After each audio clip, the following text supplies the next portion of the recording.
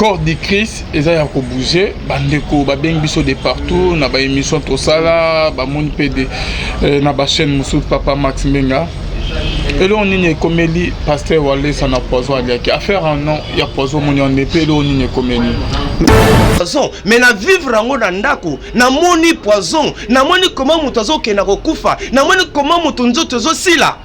Wane zalaki entre parenthèses, c'est pour dire que poison est une histoire vraie. Mais nous parlons comme des enfants de Dieu, en toute franchise et vérité pour nous sungaba na Nzambe. Na kela motono tulunga likambuya poison ya pasteur ya pasteur Kabundu Alessa. Comme grave Ils vont juste Kabundu Alessa que nous respectons. Nous reconnaissons la grâce que Dieu a déposée en lui. Nanzela na ba tebele ba bongo mitema. Nanzela ne ba vie ba tebele kangolami. Nanzela na ya PC sengo. Nous bénissons la grâce que Dieu a déposée en lui. Mende Colvin Beya abeti mabe. Bonzambe na bonzambe lola ezo futa simana to ya koloba kenzamba boto koye wapi bien aimé dans le Seigneur. Merci na bande union to balana biso na ba oyo ba soutenir vraiment musaloyo. Là je vois le pasteur Fezamisi à la bouche autorisée de l'Éternel depuis Zurich. Na filo mukoya motema bivin c'est de homo depuis Londres pe na maman Gisèle Luke le motema papa Emmanuel na Boston les frères papi Kongenda nzama lola amono depuis Chon de Fond. Bonzambe na bonzambe Yesu ndemo suki si bien aimé, les mains ne triomphent jamais, toujours na cadre qu'on informer binon. L'émission n'a bien rien que la vérité bien aimée dans les Seigneurs. Lolo Torosoloani, Torolobanin, en tout cas Minga Rosolo les alliés bien aimés. Bon mon aki ba émission Torotaki Kosala bien aimé.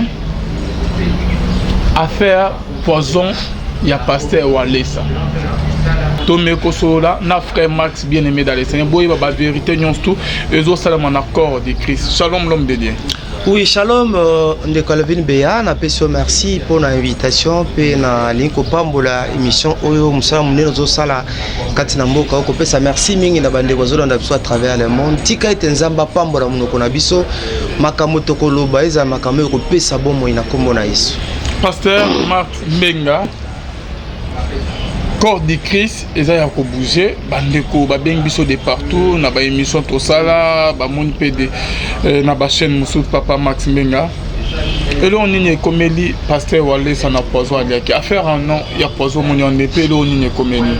Merci de Colvin na ina pesa point de vue nanga lokola mwana na Nzambe lokola analyste chrétien pona ko sunga libota ba na Nzambe. Avant na kota yango na koloba kosala mise au point. Tozoloba awa ce n'est pas que toza pona moto songolo pakalato moto kingani mais nous parlons comme des enfants de Dieu en toute franchise et vérité pour nous sungaba na Nzambe. Na kela motono tulunga likambuya poison ya pasteur Kabundu Alessa. Comme grave et comme une affaire en poison. Pour la petite histoire en guise de rappel.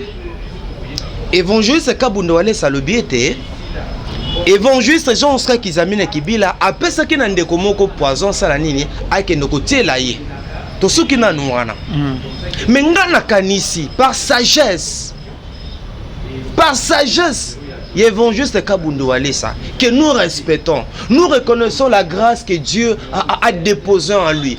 Nanzela na ba tebele ba bongo mitema. Nanzela ne ba vie ba tebele kangolami. Nanzela na ya PC sengo. Nous bénissons la grâce que Dieu a déposée en lui. Mende Colvin Beya abeti mabe. Mabe comment papa? Mutu Nzambe que j'aime beaucoup, que je respecte, abeti mabe dans sens nini. Par sagesse, par maturité, mutu aiko yebisa yo likambo. Évangéliste Monia, nga Kizamina atindaki mutu na ya kotiela yo poison. Ce qu'il devait faire c'est quoi? Il devra appeler son collègue Ndeko naye Kizamina. Ndeko Kizamina yo za wapi? Ndeko mobali moko aye awa lobiete yo pesaki ngai poison pona tiela ye akufa. C'est ce que Walesa devrait faire. C'est ça la sagesse, c'est ça même la maturité. Comme berger, comme serviteur de Dieu, n'est-ce pas qu'on benga ba caméra, n'est-ce pas qu'on les cana média pe koloba. Papa, c'est là où j'ai toujours dit que média rose à l'essika ya ko résoudre ba conflit et sika ko résoudre ba différents abisoté. Il a le numéro de Kizamina. C'est son frère. Ils sont des hommes de Dieu. Ils se connaissent. Ndeko Alvin. Moutako yebisa yo que netinga Max. Moutako yebisa ngai. Que ndeko Max. Alvin Bea. Apesa kinga poison pour na bomayo Max. Mais naza numéro Alvin. Nebinda kwa Alvin kota vandaka. Alvin avant na limité. Je connais l'adresse. Je connais la maison. Mais non, Alvin non qui ndeko na kulutu. Tokuta ntoko solo là. Qui c'est peut-être un plan ennemi? Qu'est-ce qui fait qu'à chaque problème, il faut mobiliser la presse? À chaque problème, il faut passer dans les médias. C'est comme ça que je te dis, mon frère. Évangéliste Walesa a coupé sa raison. Entre guillemets, dans l'adversaire, entre guillemets, à ceux qui les combattent, et baza ko traité na fabrica ba mira, fabrica ya fabricato spécialiste en montage, il y a ba témoignage à Lukuta. Nabi azo risqué. Après sa raison, je suis en train d'analyser. Je suis en train d'analyser. Nabi, azo risqué. Et ça, l'hypothèse. Azo risqué après sa raison. Nabato balinga kaete. Nabato baloba kaete. Évangéliste Walesa a montaka. A montaka ba témoignage. A montaka ba biloko mususu. Ces gens-là risquent d'avoir raison. Et maintenant que Kizamina a réagi. Atalisi passeport nae. En disant. Kobanda Datuana, Azalaka na libanda ya mboka. Il était absent du pays. Il a même exhibé, montré son passeport qu'il était absent du pays. Par quelle magie, par quel miracle, il serait venu à Kinshasa pour natela et poison. Je sais qu'aujourd'hui le poison existe. Nebi que le poison netingai. C'est pour la première fois dans Lubango, Madame Nangai. Matela qui est poison. Aza sous traitement, azali sous cure. Na yebi ke lelo l'église, na yebi ke na bisika misala, bisika ndenge na ndenge, lelo poison ezali, bato zoko bomana, poison ekotiti na église, ça c'est vrai. Ni tete ba prière. Et ma femme serait morte. Heureusement, elle s'est déplacée et pendant le cadre ba kolanda ba traitement, tout. Mais je vous dis, na yukaka poison, mais na vivre rango na ndako, na moni poison, na moni comment mutazo ke na kokufa, na moni comment mutunzo tozo sila. Wane zalaki entre parenthèses, c'est pour dire que poison ezali histoire vraie, mais oh izo salema lelo. Likambo oya évangéliste Kabundo Walesa, na Kizamina et d'ailleurs Kizamina toi tu étais là, tu l'as suivi, il a dit que ezali montage. Nous on a donné ko senga na évangéliste Walesa. Na équipe baza pembe naï. Et sengeli bateau aza pembe na ba pasteur, ba idée ba pasteur. Ba tika ba pasteur te ba les na média à n'importe quel moment. Ose appeler na chaîne na TV. Avant les qui samutu na témoignage. Avant les qui samuta témoigner, même si ba biso likambango zandenge, il faut l'écouter. Équipe pastorale, bo yuki likambwana, bo analyser likambwana. Et les camounions sont mbangu na télévision. Tu sais combien de gens étaient choqués? À partir de Makambo et l'équipe A, tous la bitumba ya prophète Dodo, na kotoyo, na jeunesse, na génération Sonic Kafuta, na kankenza, peut-être aux ongles lango, tout en l'émission. Tout bas qui s'allie sous ya Walesa, na Kizamina. Moi je pense, na yebik banalizo, eza la évangéliste Walesa olinganga, c'est ça le problème dans Mbo Cannabiso. Lorsque tu fais pas ya Kizamina, je suis en train d'analyser, eza l'évangéliste Walesa, eza l'évangéliste Kizamina. Baza bato tozala na bango bien, to benga na kana bango, to sala kana bango be mission, mais ngana tika la kokota vérité, c'est ça le mal chez moi. Moutaïna point de presse auto ça bosala ki wana on dirait que boyo kanaki na ba question bobana. C'était moi le modérateur. Nekalvin Beya, ceux qui me connaissent, na lingaka Moutaïna ngai, nengaka mutabwa kisanga pourvu que je dise la vérité. C'est ça le principe ya vie nanga. Modérateur OK, bongisa ki ba question na ba journaliste. Toi tu penses que Nekalvin toi tu penses que voilà, toi tu penses qu'un homme comme moi, na rosa la théâtre de chez nous ya bongo, na rosa no benga même buzoba. Non papa, tout respecter presse. Ba chaîne na ndenge zalaka. Ezala ye papa wale sa benga pe biso. On se rappeler. Je crois que tu étais là aussi. Maintenant dans le film, joue Moleka aiki ko témoigner et pas papa Walesa. C'était moi l'animateur principal. Je posais la question ma vidéo ezali. Je posais la question à papa Walesa. Namba Kiboué. Papa Walesa. Lelo Moleka za ko tatola.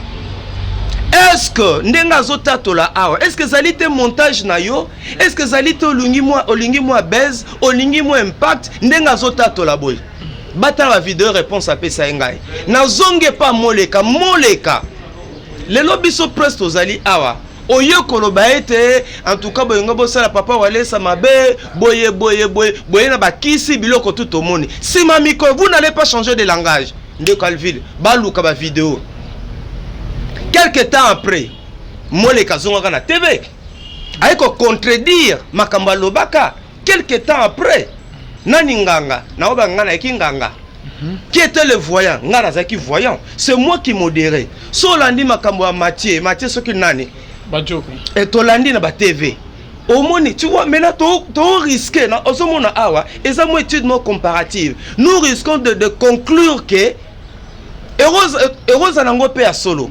Mais nous risquons de conclure que heureuse babilo comme ba montage, heureuse babilo comme ba scénario pour atteindre, pour réaliser, pour accomplir, n'est-ce pas, un souci, un besoin. C'est l'impression. Nabi papa, atozan na nengi même batawale so bola na émission ya. Ba émission esenga mayele ya makasi pour muta comprendre le message que je voudrais communiquer ici. Sous mutoza mayele likolote. Alors mon on dirait nga naza côté Kizamina, to naza contre papa Walesa. Naza ni pona Kizamina, ni pona papa Walesa, nazo sa banalise était sur le plan ya procédure, même la Bible est claire de Calvin. Sous un problème de frère Nayo. Non mon Alvin, tout solo la Alvin. Bah comme ce Kizamina linga bomayo. Atindi mutu. Qui se peut-être ces garçons vous appellent agent à diable. On appelle Némi évangile. Mbala moko fo benga o tiena TV. Abana ko témoigner et maintenant que passeport retali c'était Kizami na zaki na Kinshasa te. Donc passeport peut basalisi yango. To comme la conclusion ni. To comme la conclusion ni. Ça c'est manque à sagesse, manque ya maturité, ça c'est le mativisme, ça c'est tous en école à scénario. Au moins ninga ba papa. Si tu fais bien ton travail, Dieu va t'élever. Yana baraboy batum sozo mona o apambo mapambo mate azana bila kilmabe azana malédiction.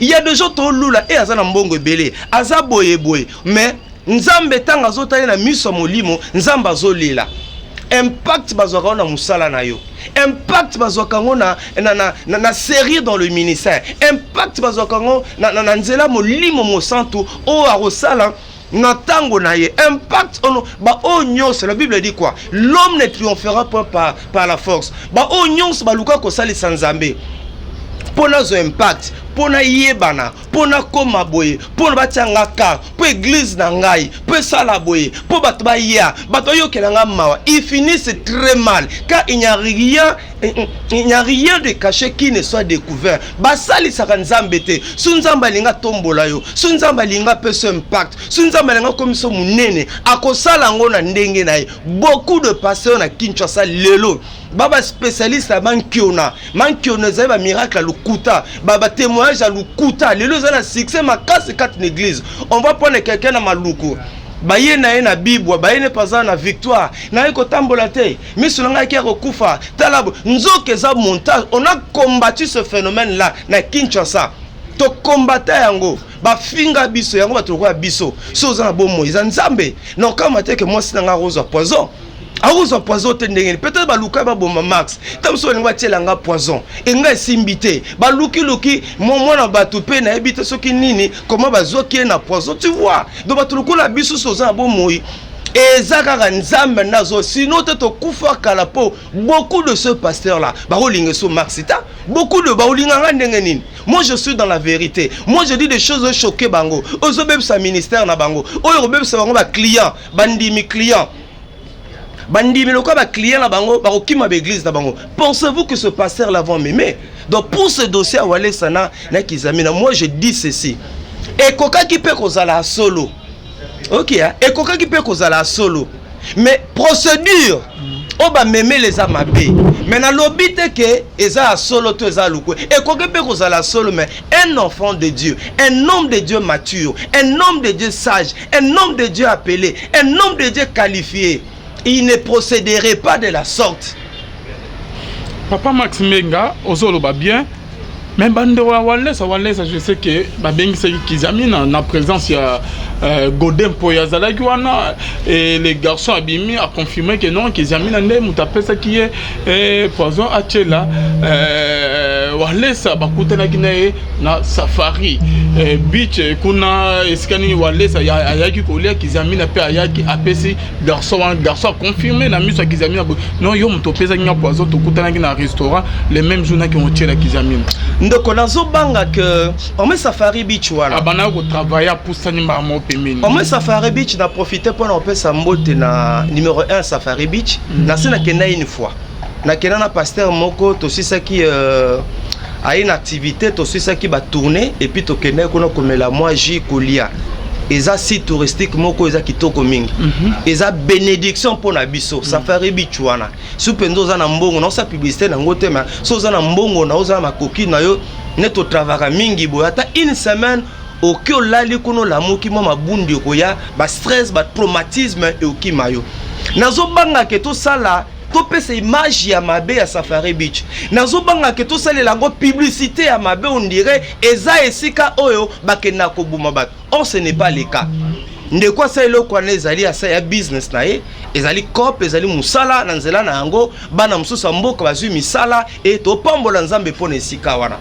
Donc ngana osaba analyse na ngeza bona bia ndeko Alvin Beya Kizamina akoboma Walesa po gagner nini ba moko alors tout no ba communauté mo akoboma e po zwa nini aza passer à Jean azali titulaire baza communauté moko bazo la poste bilo msufo ça la pe analyse il va les tuer pour gagner quoi Kizamina akoboma po zwa nini to analyse rapé babiloko mususu.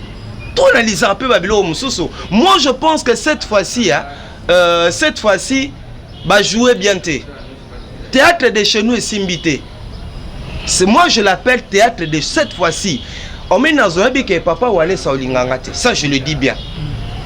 Amona nga lokola ndoki. Mais nga na boy nazala esclave ya bato. Ça c'est un principe de chez moi. Na bouna ba Congo zala parce que qu'est-ce qui se passe dans Mboka Congo? Pasteur Soka Sali Malamu c'est bon, nous bénissons de Wana Lingio. Mais ce qu'on y a na TV, au lobby que l'ikambute l'opé ce point de vue na yo, Wana ndo bimi munguna baza capable bango bazana ba magistrat, bango bazana ba avocat, bango ba yeba ina ba konzamboka, ils sont prêts à vous tuer, ils sont prêts à vous sala tout na siko, totika musala, toto sala nini.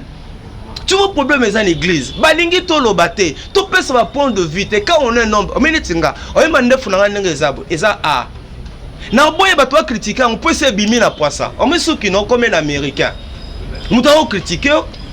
Quand on dit critique, c'est négatif comme positif. Nous devons mettre un point de vue sur Kofi Alvin. Pourquoi Kofi Alvin est comme un américain? Pourquoi tu as un boy? Oh, ce boy a longo la motika la kovo, a tote kovo, toroloba. Pourquoi Alvin a comme na kovo? Quand on est en public, même au konzambo kanenga zana boy. A sali discours na ye, a yebake, toro critiquer discours na ye. Donc on mettre la vieille considération. Mais ba pasteur ba lingité, ba linga tobe, alléluia, amen daddy, félicitations daddy. En tout cas. Mais si on peut si un point de vue contraire, baza capable ba bomayo, baza capable batindela obatu, ba robenga yo lisusu te, ngai na lobi ba benga nga te. Dieu va me soutenir. Dieu ne m'abandonnera pas. Ce barotia poison, moi ça a poison. Elle était mourante.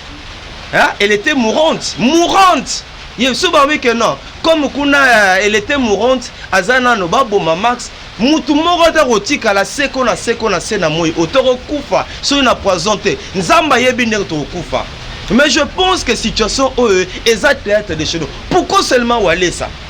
Il y a beaucoup de pasteurs à Kinshasa. O bazo sala musala munene kati na mboka oyo. Ba pasteur batongi be kol hôtel. Je connais beaucoup de pasteurs. O bazana grâce na nzambe kati na bango ezo ganga ezo pela. Pourquoi toujours à la ka Walesa? Batela keboy, batina batwa salanga boy, basala kiboy, basalanga boy, kaka boy. Pourquoi seulement lui? Papa Max Mbenga, tant ozo ba théâtre de chez nous par là, ozo lobela nani ozo loba nini, nini en théâtre de chez nous pe nani yango azali réalisateur. quand je dis théâtre de chez nous, mambo belé ça manambo canabiso na l'église. Mingi de Calvin comme ba théâtre, il y a ba scénario, ba montage. Na peu ce exemple ah. Est-ce que ngana sena mona mutu. Ba toi comment confesser? Après ce mutu mbongo ba tie plâtre awa. Pasteur aye, abani ko 4 jours bomona. Nzambe ngana salelaka, abani ko 4 nzoka ni ngo cop. Ba yokana ki na mutu. Na moni, nzoka ni ngo cop. Nabiki, natamboli, et belé zo salema. Mais nous disons pas que Nzamba sala raté. Nzamba zo sala, nga oyo, nga ba médecin ba na robota te. Nga ba se ba déclarer nga stérile, ba se ba debaloba ko ba ko ba lelo za tata. Vous comprenez? Nzambe azo sala père ko sala ka, il est El Shaddai, il est le tout puissant. Mais ba sali saka Nzambe te. Que les hommes de Dieu qui nous suivent, avec tout le respect aux Anabango, batika ba scénario, batika ba montage, batika ba ni, ba théâtre de chez nous, ko théâtraliser maman Nzambe, impact Alvin. Tous ceux qui impact, nanzela musala na yo, osa musala na o bien, bat ba ko apprécier yo. Il y a beaucoup de personnes à Kinshasa ah. To yebi bango ndengeni. Nanzela musala na bango, to yebi bango to no a fabriquer ki, batela ki ngaboye, batina to bazali belé. De jeunes comme de vieux, l'autre il va citer le mandengeni. Le papa Nkelani, tu veux papa Nkelani ndengeni. Il s'est papa, tu vas passer Roland Dalondengeni. Tu vas passer le cola Sita, va passer le cola Israël Sembe. Tout ce pasteur, tu yebi bango ndengeni. Na musala qui toko bazo sala. Papa Max Benga, aux autres on a bien problème des athées, mais ba lobby que ba bengsa qui zamina. On répond à ma question dans notre baso daki. Mais et les garçons tant babimisé na église ko témoigner atika autant comment ya kizamina kibila te et tant on a posé pe kizamina kibila question bako tshela biso yango OK kizamina lobi ke sango déjà bana ko tambola ke ye mutacheli wande sa poison et moi je me demande papa Max Menga ndengo zolo ba ke non mise en scène théâtre bonabo wande sa ko c'est la kizamina di campo na ke ye a gagné ngimpe. Une très bonne question, c'est ce que je dis mon frère. Nazo na ba ine bandeli. Likambwana po yo za mutu na Nzambe. Papa wale sa za mutu na Nzambe. Aza ba communauté belé na Kinshasa pe na libana mboka. Aza pe une équipe na ba ko yebisa yo comme pasteur. Nenge balandanga bien. Akoka ko lekisa ni non, comment on lekise na TV? Comment on lekise pe na chair? Yebisa ngai. On lekise na chair po na nini? Est-ce que ma camion se fait le canard cher? Ma camion se fait le canard média? Alvin Bea. Bah, ko yebisa o que non? Kizamina après ça que muto songolo paka après ça kinga poison pona obuma. Alors le kise na cher. Bande ko na ko tatola. Nzambe a papa za na bomoye. Ndebo moninga awa. Kizamina après ça kinga poison pona boma papa walesa pona telae. Ah! Papa, est-ce que bi c'est que ça fait? Hein? Papa, sur le plan communication, un tel message, n'a pas un témoin, est-ce que vous avez ma bateau? Ni nous amité ma bateau. Tout ça, vous le faites pourquoi? Quelle est la finalité? Et pourtant, un numéro 1 de Konayo. Et qu'on s'en l'appelle à Solo, et qu'on s'en l'appelle à Lukuta. Mais il a le numéro de son frère. Il pouvait l'appeler comme Solo Lanaye. Est-ce que Makamounio se fait? Maintenant que Bimi la TV, il a gagné quoi? Oh, ce qu'on a dit Makambo, et même en justice, même si Kizamina a bien limbisi, mais ba magistrat bazolanda biso, il peut se saisir du dossier. Kobenga garçon wana, ah, yo robini ni Kizamina pesa que poison, ok, yara nanwa. Déjà les garçons, les frères, azali exposé, donc yo bon marabat. Ba pesa que poison, ba pesa ozo qui poison. Déjà frère wana basani, ba yo kai. Oye poché déjà.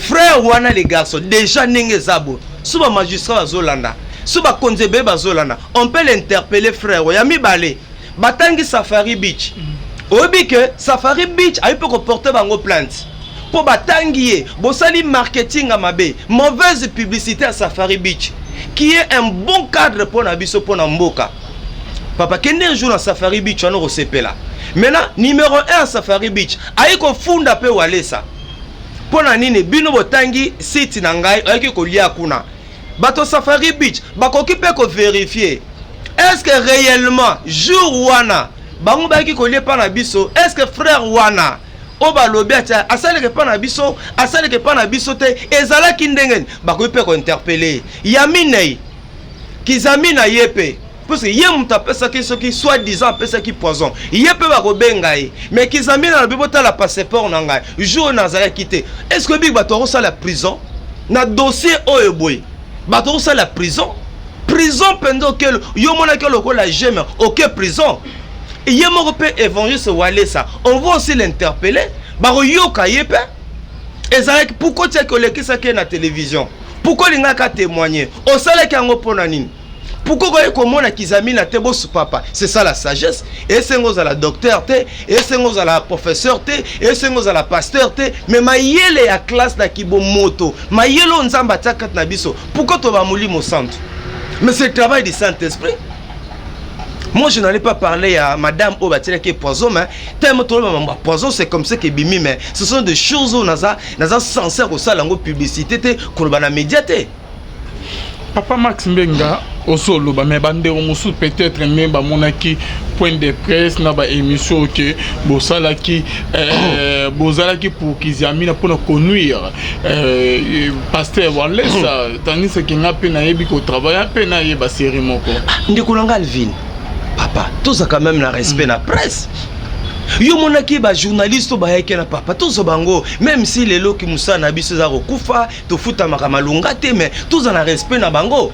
Papa, et belé ya ba organe de presse yeke ko corrompre bango. Est-ce que musa na biso za musa lo ba corrompre mutu te? C'est vrai rose la mais et belé ya batuana. O pesa bango ba question ba poser. O pesa bango ba question ba poser. Mais Makamoto Zoba, s'il arrivait que l'obé évangéliste Walé ça sali point de presse à Bengi Bisso, mais il n'y a pas aux amis Tuna. Il peut retourner mi Tuna, mi Bali, mi Tuna, solo soto retourner. C'est ça le problème. Non, c'est ça le problème. C'est Toyoka, papa. C'était moi le Toyoka. Non, papa, Wane Zali argument, mon Kobazan argumenté. On met problème, on met dans le baboué. Papa Walé ça rolling souta. Non, je te dis, Vaolinganga est soutien, mais sous Naiki na TV, na lobby, ah, on a pris Missa Bengangai. Ah, frère, ma félicitation, Nzama Pambola yo, c'est ça l'église ya Congo. Église à Congo, c'est comme ça. Ce que au Béthélier Maboko, ouan oza moninga nae. Mais ce que na olo baboué, papa, nazana parti à Kizami na te, ati ninga te na pe na côté Walé sa te. Mais nazolo bake, procédure. Papa Walé sa meme likambo eza mabe. Je me demande s'il a des conseillers. Et puis le maba pasteur rebelle ba yo raté. Ça je te dis vrai. La plupart de nos pasteurs na Kinshasa ba yo raté. Ils font des choses sans consulter ba collaborateurs na bango. Et puis ba collaborateurs, ils n'ont rien à dire. C'est ça le problème. Obi que dossier OK na justice. Ça peut rebondir. Ba bengisi penda ba ki samba. Et puis l'état ba zuzi ba kati likambo ba tumsu ba sali prison.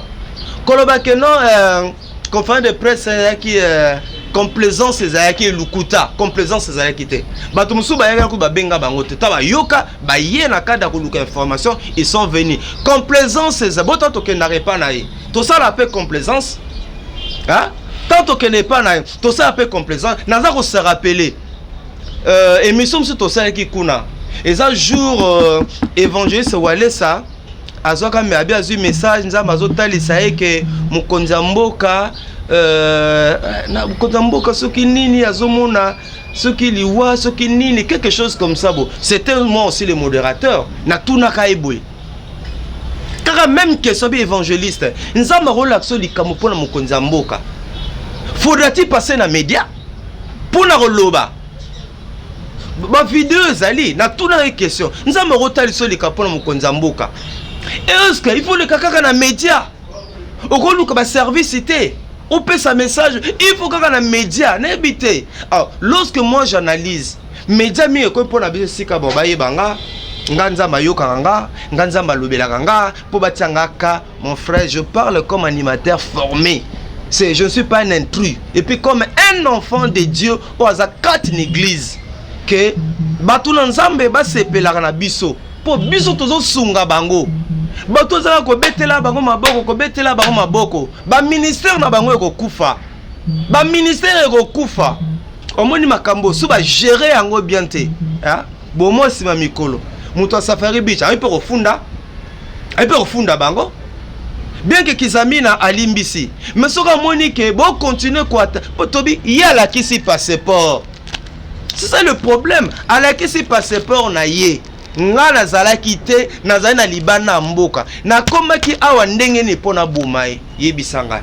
Yo pesi date. Mais ya lobi na date wana nga nazalaki te. Nga naiki na libana mboka. Le frère dit que après ça que soki bayaki na libanda église ba soabi ya yamba batukaka na bureau na libanda te. Yebisa. Et puis quand même, tout ça quand même, papa Walé, ça va ça, Moussa Mouné na mboko. Papa Kizami, ça Moussa Mouné na kata mboko. Vraiment, vous imaginez, poison au pékakata, poison au pékakaboué. Hein? Poison au kakaboué. Il y a des choses quand même posées à la critique. Et esprit mon quoi discernement peu critique. Mais papa Max Menga pour na ko silisa émission na biso. Oza papa Moroza bien makasi koloto. Na likamo eza likamo passe pasteur Walesa akopeka kokufa kabo et la première fois ba tchele ba poisonté to moni ba poison muso ba tchele et bima na ba télévision o peke ba di ba yeko démentir de susu pasteur Walesa kana so totalité net ke ba lobi ba tchele poison du sous parce que la première fois te ba tchele sous poison na nzoto na ye papa est commis grave. Ako kufa kakaboye papa Max au lieu que OP ça peut-être piste de solution moko pour que combattre la Moussa Nanzame na biso mais c'est comme si vous avez dit contre témoignage ou on a peu contre makambo samina église papa Walesa le poison les alliés ferment comme réel dans katia mboka na biso avec poison dans monde politique mais le poison et quand tu es une église, dans un zembo nanga, on peut s'open zemboana. Nabi poison quand tu es une église, au bon même moninga na poison, ozui nini. Dans zembo nanga nabi je dis non et non. Poison ezali. Bon ba sala gango, likambuto va continuer au sala. Je te parlais de madame nanga, azana poison. Aza aolanda ba traitement. Aza ko na voix ya kima, beaucoup de choses na kota na ngote. Poison ezali ezo sale malelo. Bon ba sala gango. Ba continuer au sala. Mais que Nzambe azana bomoi. Concernant évangéliste Walesa, naza contre yete, naza contre méthodologie, naza contre procédure au basaleli. Ata so tuni batama yele koleka ngai, hein? Ba ko beta maboko te.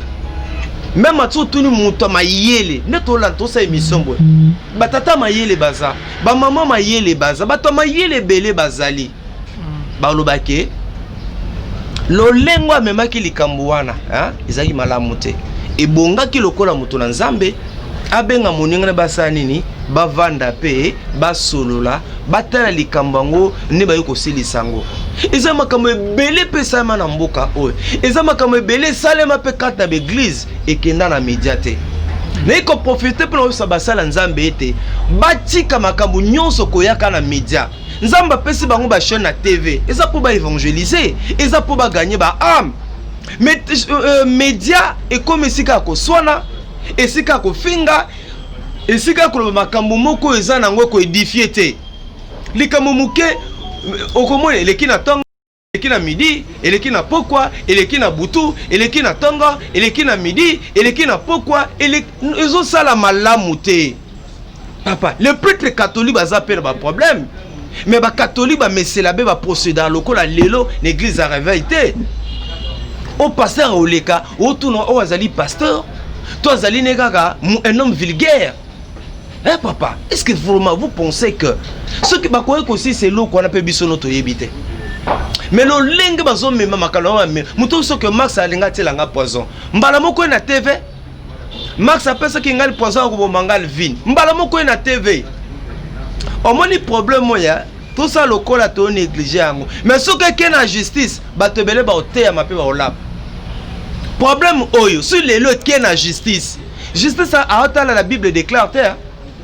Kouneza ba loeza mi beko. Problème, ce qui est le lot la justice. Papa, monte kopela, eza na batbo qui est prison centrale à Makala. Ça, je te dis vrai. Eza na batbo tikala na prison centrale à Makala.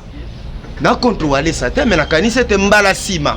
Si vous avez loko, avant les qui s'est na cher à témoigner, azwatan lo sambo, peut ba mirir li kambouana avant de s'équipe naye, ba échanger batala, nini oba sengeli ko sala.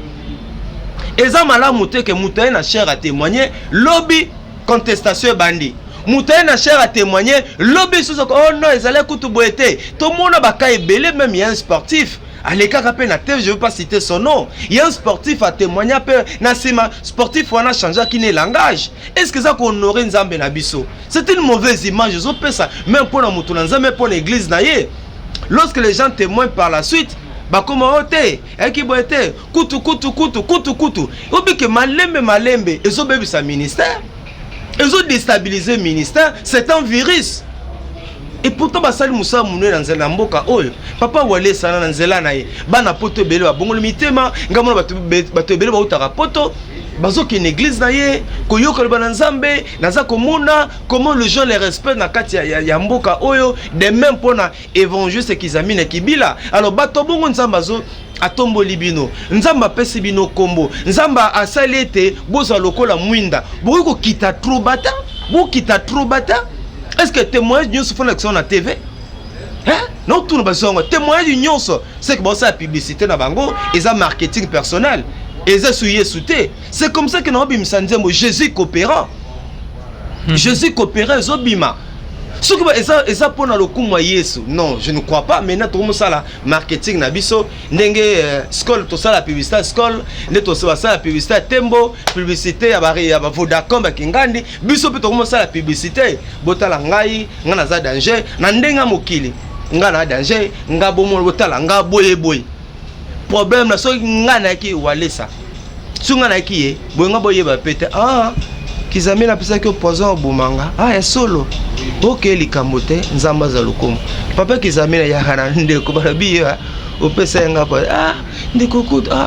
To sambe. Bo simba ni bilo mibale. Bo bondeli.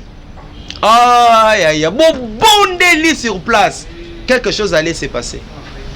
Sunga ki walesa. Na obengaka Kizami na. Papa za wapi? Nana poto ndeko. Ozonga kabo ok na ozela oye.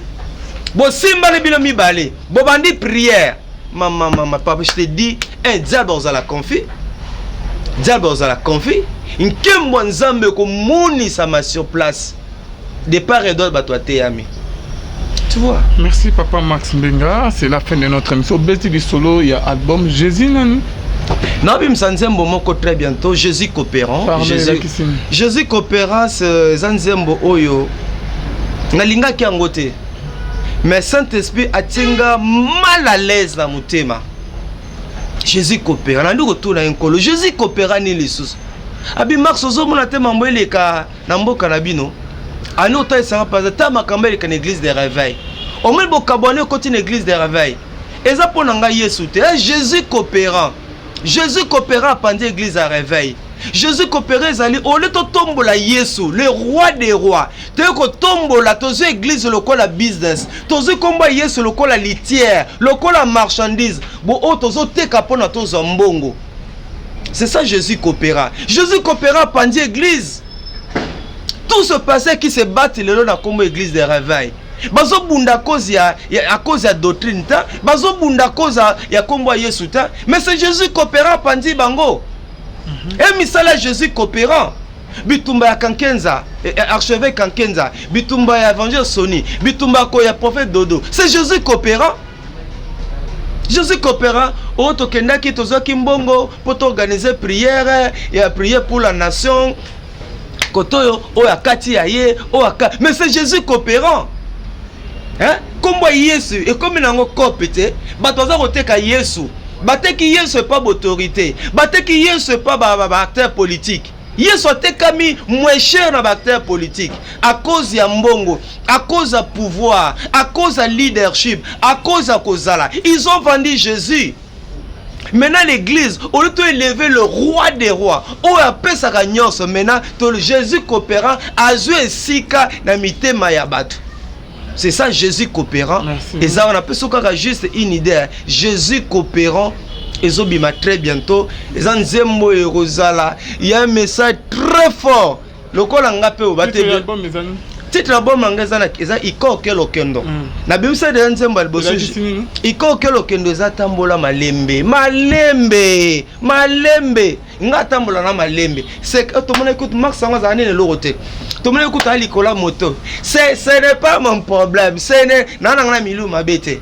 naza nanga maudité nanga malédiction te naza nzambe bilaka na nkolo ça va s'accomplir c'est ça ikoke lokendo. Merci beaucoup Papa Max na bande union tout bazola na biso album ya Papa Max ka mi tezo bima o CPA na Papa Max Mbenga ba vérité alobaka ndenge asala musala oza la toucher na message na moko ya ba message na occasion yango yo beaucoup soutenir les frères Max Mbenga oyo azali na studio ba makoki vraiment ezate na muke azozo un mois ke studio un mois bandinda ku donc azo kanisa ba mo ya ba clip ya ba nini beaucoup soutenir pona ke asilisa musala azana ngo na studio bien aimé na ba vérité oyo alobi na ba nzembo ya kitoko asilisa musala pe asala ba clip ya bien koleka pe promotion surtout promotion awa na kina TV na bashina awa ezo coûter makasi beaucoup sunga Papa Max contact na ya ngwana akopesa on pe kala minute Papa Max Mbenga na bando bazola na biso lisolo ya ONG tokomi apona kosisa émission na biso. Non Alvin, merci beaucoup Tozo Koba na Musala, c'est un ministère d'évangélisation auprès des enfants précisément orphelins, les enfants abandonnés et ndeto bandar yo yebi da une grande bénédiction pour nous ndeto bandaka kotambola bipai na bipai kokenokotika lisungi na biso par rapport à un certain nombre de fêtes au Monaka. On s'est dit non tika to ça la orphelinat oyo pona ko encadrement ba na biso to ba déception belé. Nous avons compris que beaucoup de gens et qui le quoi la moi business pour na bango. C'est vrai il y a des gens qui font un bon travail mais pour na baïke vraiment comme business na bango. Tout le monde qui que bana bazan orphelinat, bazan toujours salité, bana bazan orphelinat, bazan zoto solo, bana bazan orphelinat, bazan zoto mbindo. On s'est dit non, on peut pas continuer à s'aimer dans le désert et le Saint-Esprit nous avait convaincu il y a au fond l'orphelinat partage ton pain avec celui qui a faim tous les lots na munga faut me partager zali selemba où nous bénissons l'Éternel bana bazali kuna bango nyonso bazotanga classe et somo bana wana okondima même te kende Calvin bana bazaba orphelin okondima te je bénis le Seigneur na 3 mois orphelinat nzamba zotika bisote bana bazokende classe bana bazakoloba français et sala kangé sengwa chef na mona bana wana bana baeki abattu bana baeki découragé pourquoi papa bon on me dit biso ezali eza ministre eza fardeau ndeko alvi obi mona comment pe na bana ngape max na miluka ka ba problème ce n'est pas facile hein papa bana bazotanga ba classe ce n'est pas que pour orphelin té même à l'école to lingi te ba yeba ke bazaba orphelin même les enfants que nous encadrons là so toi tu es un orphelin ah bah non moi je suis pas un orphelin to longoli na mutu na bango ke bazaba orphelin pourquoi ce moi nazo kola naza orphelin a au moins arosala na moi ba stress arosa moi ba traumatisme arosala le ministre au moins naza mutema mabe pas kola ki lokola orphelin biso to beaucoup la bana na orphelinat to benga même orphelinat to benga cité du royaume tobenga cité du royaume bana bazokola kuna na ndenge ya kibonzambe bazana herba la mukaka bazan herba déjeunaka bazan herba liaka herba bango classe ezali her ya répétition vraiment na biso que je bénis Dieu na bana pote belé en commençant par toi Alvin ndenge bozo soutenir biso ce n'est pas facile et mona kibomoto na oka posa na tikalanga mais papa Max c'est normal papa Max makoki yo pe musalate moyen ezate kotangisa bango koliesa bango komelisa bango kozwa bango en charge papa Max kolatisa bango nyonso wana ba classe au kotisi bango ba bani déjà classe papa Max ozo sala musala te yobi musala na biso ya lolo zu lobo zu te musala ya sûr qu'ozo salaire chaque fin du mois ozo na salaire ozo suka na bon. Je te dis c'est un fardeau que Dieu a déposé en nous. C'est ce que j'étais en train de te dire là. À un moment là comment net me koleki bana malade. Ouye okuto na 4 bana ba bela. Alvin moto na bin nga bengi ngai. Dans un moto mbangu na kenda na munga fula mobi nzambe pe ngape nini ngetinda ma kambo ngape ba max oyo et comme il rentrée scolaire il faut somba kai tant que ba minerva ndenge zala kolia na bango et pour mi bana wana mingi bana besoin dose d'amour papa il y a une fille à 15 ans en orphelinat mwana wana tata kufa mama iko kufa à nouveau n'est pas koko akufi maintenant na lopango na ko vanda ezana garçon menga comme ça qui makangu nae ainga bana ko tambola ne lokola monster mobile mona ope mayela kimi na la police ebengi na komi ba ko tike na la komi no bino to tilo sika mo bo regretter jamais mona ya otali mona ndenga ya Ah, tala mwana awa. Mwindu. Otali mwana boy, et pas là la zata na sous-vêtement te. Mwana 15 ans. Moi tant ba interroger na niveau commune pour ça la PV. Ba bengi bisombo que nos autant mwana ye. Ba sukoli nanu ba telema sukoli bolu ke ba lukele bilamba. Ake manon na kirdam. Ton autre nom question mike prière. Dose amour, dose ya wana ba traitement to pesa ke pa na biso. E banana kirdam papa ayambi yesu toke na dose amour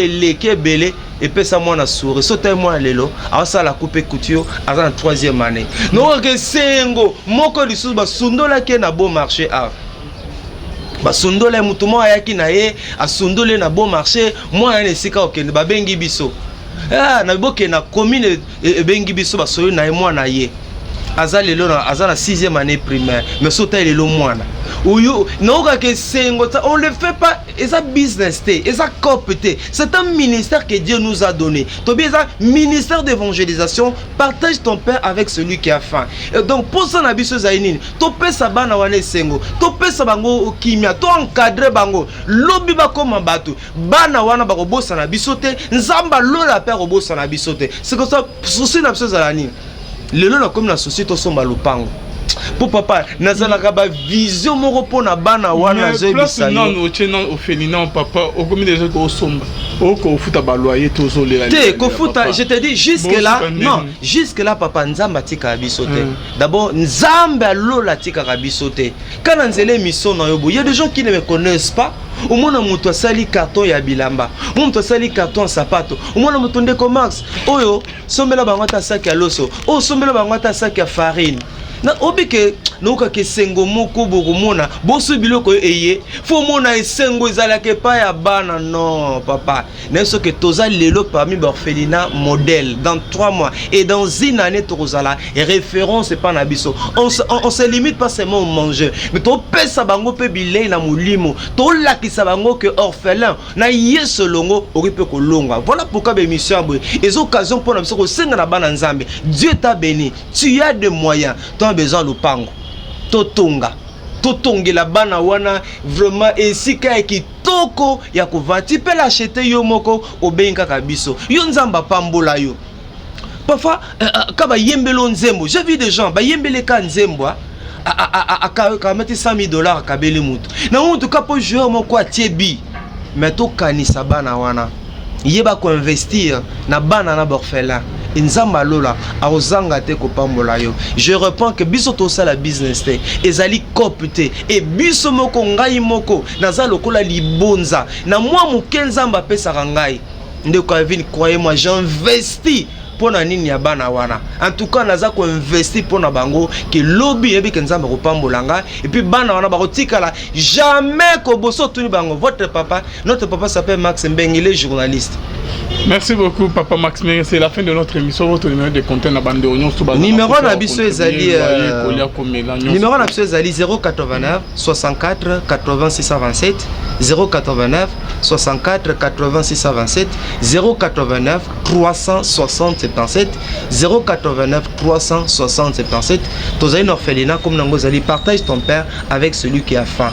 Autres ceux qui parlent encadrement orphelin, les enfants abandonnés. Pour le moment, tous les gens focalisés dans le temps, même les personnes vivant avec handicap, vieillards, veuves. Maintenant que tu fais l'orphelinat, tous les gens centrés dans s'occuper de la banane, topé sabango et sengo. C'est un ministère très difficile. Bison zamba pesi vision, yo za provision pour la biso. Sun zamba pambolio, investir dans le ministère o banana ifengi batanga, esengi balia, esengi ba sepela lokola bana nyonso ba sepelaka. Ngala za moboti mutu moko taka na liwa.